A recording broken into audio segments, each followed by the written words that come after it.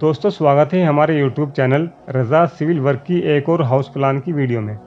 दोस्तों, इस वीडियो में मैं आपको 25 बाई 40 फीट के प्लाट पर तैयार किया गया एक बेहतरीन 3 BHK घर का नक्शा दिखाने जा रहा हूं। इसमें आपको मिलेंगे 3 bedroom, kitchen, dining hall, washroom, bathroom, बरामदा और सीढ़ी की प्रॉपर जगह।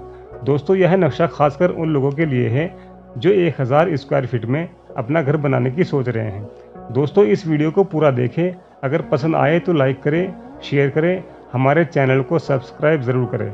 हम रोज़ाना आपके लिए ऐसे ही वीडियो अपलोड करते रहेंगे। धन्यवाद।